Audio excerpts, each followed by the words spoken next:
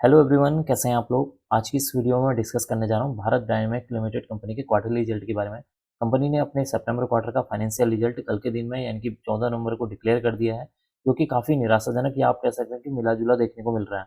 अब आपके सामने है कंपनी का क्वार्टरली रिजल्ट। क्वार्टरली रिजल्ट में हम सबसे पहले डिस्कस कर लेते हैं नेट प्रॉफिट के बारे में। इस क्वार्टर में कंपनी को 123 करोड़ का नेट प्रॉफिट देखने को मिला हुआ है। प्रीवियस क्वार्टर में देखेंगे तो 7 करोड़ था। प्रीवियस ईयर में देखेंगे तो 147 करोड़ का यहाँ पर नेट प्रॉफिट देखने को मिला हुआ है। इसका मतलब है कि अगर आप नेट प्रॉफिट को ईयरली वाइज कंपेयर करते हैं तो एक अच्छी खासी यहाँ पर गिरावट देखने को मिल रही है। अगर आप क्वार्टरली वाइज कंपेयर करते हैं तो यहाँ पर एक अच्छी खासी बढ़त नजर आ रही है। अब हम डिस्कस कर लेते हैं कंपनी की सेल्स के बारे में। इस क्वार्टर में 545 करोड़ की सेल्स हुई है। प्रीवियस क्वार्टर में देखेंगे तो 191 करोड़ की। प्रीवियस ईयर में देखेंगे तो 616 करोड़ की यहाँ पर सेल्स देखने को मिली है।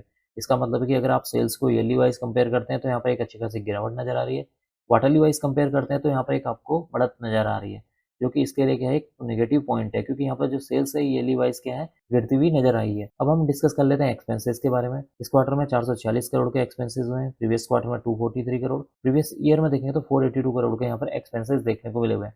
इसका मतलब है कि कंपनी की जो है सेल्स अगर हम ईयरली वाइज देखें तो यहाँ पर सेल्स जो है गिरती हुई नजर आई है, जिसकी वजह से कंपनी के जो एक्सपेंसेस हैं उनमें भी कमी आई है। अब हम डिस्कस कर लेते हैं ऑपरेटिंग प्रॉफिट के बारे में। इस क्वार्टर में जो ऑपरेटिंग प्रॉफिट है 99 करोड़ का है। प्रीवियस क्वार्टर में देखेंगे तो 52 करोड़ निगेटिव में। प्रीवियस ईयर में देखेंगे तो 134 करोड़ यहाँ पर ऑपरेटिंग प्रॉफिट देखने को मिला हुआ था। इसका मतलब है कि अगर आप ईयरली वाइज कंपेयर करते हैं ऑपरेटिंग प्रॉफिट को तो यहाँ पर एक अच्छी खासी गिरावट नजर आएगी। अगर आप क्वार्टरली वाइज चेक करते हैं तो यहाँ पर ऑपरेटिंग प्रॉफिट में एक बढ़त आपको नजर आएगी।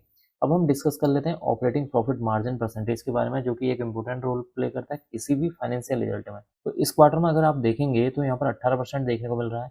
प्रीवियस क्वार्टर में देखेंगे नेगेटिव में 27% था। प्रीवियस ईयर में देखेंगे तो 22% यहाँ पर ऑपरेटिंग प्रॉफिट मार्जिन परसेंटेज निकल कर आया है। इसका मतलब है कि अगर आप ओपीएम को ईयरली वाइज कंपेयर करते हैं तो यहाँ पर 4% की गिरावट देखने को मिल रही है, जो कि इस क्वार्टरली रिजल्ट के लिए क्या है एक और निगेटिव पॉइंट है। अब हम डिस्कस कर लेते हैं यहाँ पर एंड में ईपीएस के बारे में। देखिए, ईपीएस की फुल फॉर्म होती है अर्निंग पर शेयर। एक शेयर में होने वाली जो अर्निंग है उसी को अर्निंग पर शेयर बोला जाता है। इस क्वार्टर में 3 रुपये 34 पैसे की अर्निंग हुई है। प्रीवियस क्वार्टर में देखें तो 0.20 पैसे। प्रीवियस ईयर में देखेंगे तो 4 रुपये 1 पैसे की यहाँ पर अर्निंग पर शेयर निकल कर आया।